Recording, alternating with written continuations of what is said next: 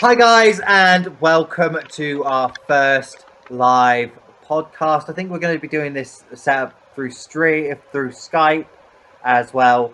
You're joined by myself, Lightheart89. Obviously, you see me on the channel Lightheart Gaming. That was my main channel for YouTube. I'm also joined by one of my very, very good friends who has been kind enough to make me an intro. Unfortunately, it's a little too long, and that would be Zero. Zero, SubZeroMavericks to everyone on YouTube. I am one of the fellow gamers that Leon has played with, and we have been playing together for how many years? A few? About two? Two and a half? It's coming up to two now. Yeah, coming up to 2 years. But yeah, this is going to be a weekly podcast, airing every Wednesday, and it'll be going up about midday UK time. And through this podcast, we're going to be talking about developments in gaming and how things are progressing, if there are any rumours coming about the rumour mill that people want to know more about, and if there is anything people want us to talk about, just leave a comment and we'll look into it for the next video. Yeah, but we can do that. But the first thing I want to touch on, and I know Luke is going to say this, I'm a very big fan of The Division, Luke. I'm that much of a fan. I'm that much of a fan. I have a crew. I play with my partner. I don't profess to be the greatest of gamers, as this is essentially a cover-to-cover based game. However, in some respects, that's quite similar to the way Destiny was when it first came out. Especially in the PvP, you had to learn to get into cover or die from being shot very quickly. There are two people. There are the gung-ho attitude gamers who don't give a shit. I mean, I'm one of these people that needs to learn, and obviously there are things in the way of that. However, whilst we're on the subject of The Division, so Luke, have you, as a gamer on Xbox One and Xbox 360, have you played The Division? Yeah, I played in the beta for the Xbox One, and of current I am playing The Division on Xbox. I haven't had much time to play it, of course, because I've been quite busy with other things, but from the time I've had to play it, yeah, it's been quite a good experience so far.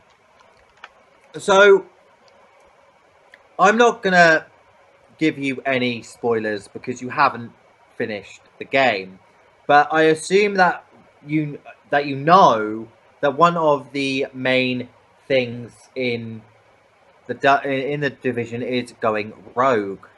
Yeah, I'm fully aware of the rogue mechanic. So, I suppose you've seen loads of videos on YouTube regarding this going rogue, high-end loot farming and loot farming in general, and all of these bugs and glitches. Obviously, as gamers,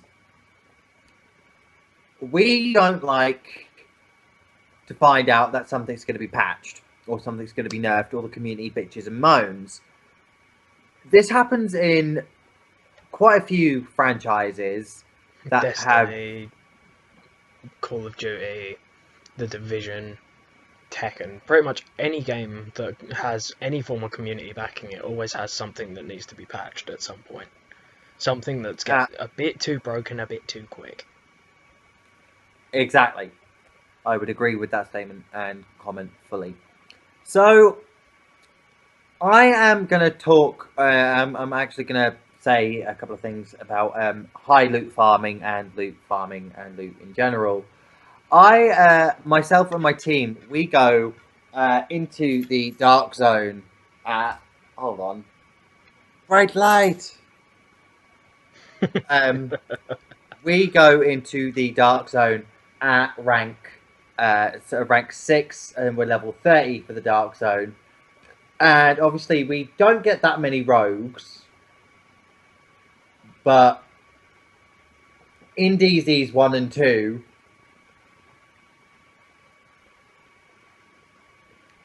you will see a hell of amount of rogues, and obviously player baiting is an issue, people shooting people for no reason at all just for the sake of going rogue. And the one thing that has driven this community to be that much of a dick is they're going rogue just to increase their Dark Zone levels after a recent patch on the Division had failed. Do you want to explain to our viewers what a patch is and what its intentions should do?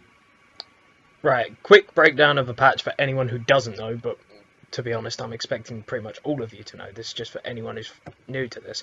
Patch is just a update to the game which gets rid of any bugs or any glitches in the game and tries to fix the gameplay and make it more balanced so everyone has a better experience. Carrying on from that, the Division fucked up quite a bit. Alright, when I say quite a bit, I mean a lot. Well, yes, there is that. When the Division was first released, people were going out of their ways to level up really fast, and there were, ways to get high-end loot very quickly, and etc. Methods of farming and etc.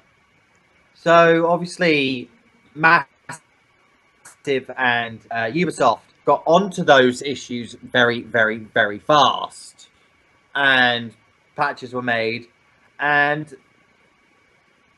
this is the thing: social media plays a very, very big part in gaming, and nobody understands.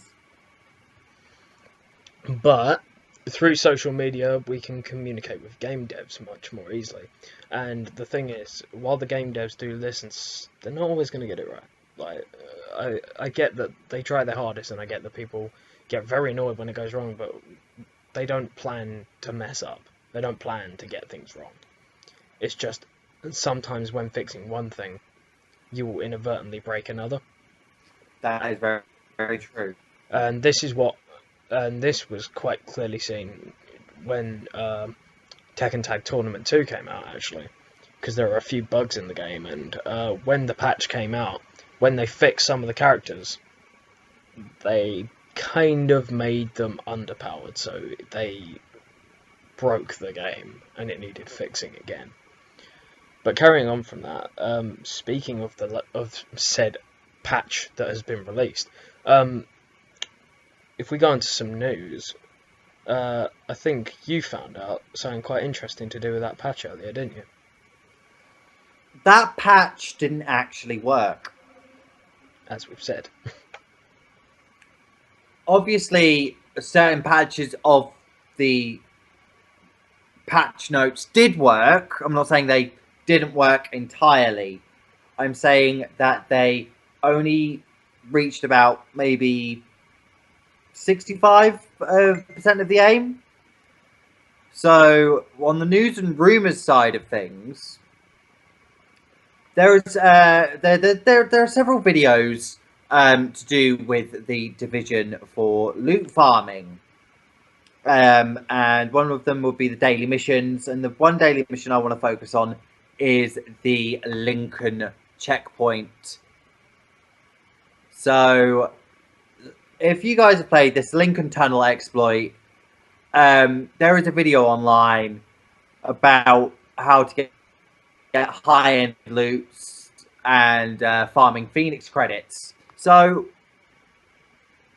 that for me, as a rumor, it's not really a rumor. It's just blatant idiosyncrasies from the community saying, "Oh my god, we found this," and Let's hope it doesn't get patched.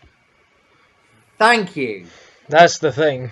The second people find something that works, they're like, I hope this doesn't get patched. I know it's broken as hell, but let's hope they leave it in just for me.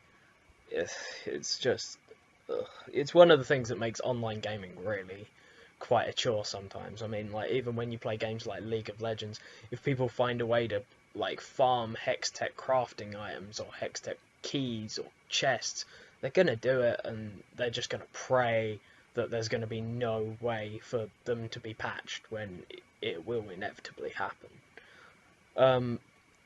But yeah, that came to be quite prominent when it came up recently, didn't it? It came out to be very prominent because they did patch a Phoenix credits issue where people were getting up to 30 Phoenix credits a boss. Which is higher than the average. The average is something like 20, isn't it? 3 to 5. now. Yeah, it's quite a problem though, because the reason I think it's 20 is because when I've been playing, all I've been seeing is, you know, the upgraded thing from the patch. So I didn't really know much. So in all fairness, I haven't really known much different. But as you were gonna say, what were you gonna say? I was going to say that the community is a hindrance to itself, and it does let itself down, purely for the fact of social media being a main focus of how we game, how we live stream, how we put exploits up online, how we do our gaming,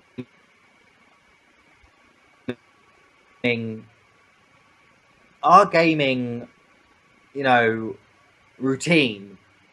And for me as a gamer, I don't like seeing exploits or cheat videos or anything like that because it just cheapens the game. But to be honest, I can't think of a single game that has a flawless gaming experience. And that's if I think really hard. I genuinely can't think of many games which have a flawless gaming experience which are online based. Like most MMOs or, you know, MOBAs, they all have bugs and they're all highly exploitable. That is incredibly true. But the thing is, there's no way that there's ever going to be just one way of fixing things.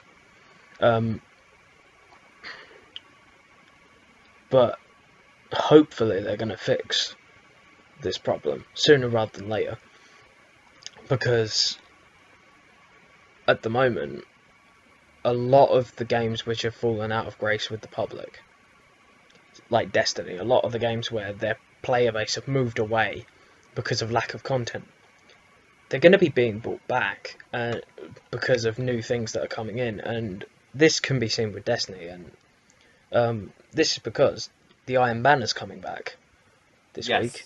The Iron Banner is coming back, and we had it announced this week. And apparently there are going to be about 7 or 8 new items, 2 of which are PlayStation exclusive, and they're gauntlets. I've got some pictures that I can show you. We're getting a new sidearm, or it's a hand cannon. I'm pretty sure it's a sidearm though because of its shape. We're getting a new LMG. We're getting chest plates, shoulder pads of varying sizes. Most of these look like they're either for Titan or Warlock classes, just based on their designs. It was a hand cannon actually. That's quite interesting. But yeah, it'll be running for the next 2 weeks up to the 6th of April, and hopefully these new items are going to be something that change up the game a bit. I'm hoping they're not going to be just like reskins of Year 1 guns. I'm hoping it's something a bit new, because to be honest, Destiny's been floundering around a bit, and we've been losing a lot of what made the game fun to play because we were so focused on playing the game. Yeah, and the thing is, we've had no real new content for a while. I think the only major content upgrade we've had in the past few months is Sparrow Racing, and to be honest, that kind of fell flat on its face. No, we haven't had only Sparrow Racing. We have had Trials of Osiris came back, didn't it? Trials came back, but that wasn't. In all fairness, that wasn't that. I didn't feel very happy with what we got out of Trials of Osiris coming back, because there still wasn't enough to keep me playing Destiny for longer than maybe a week. At the moment, I just feel like the game is trying to hold its ground until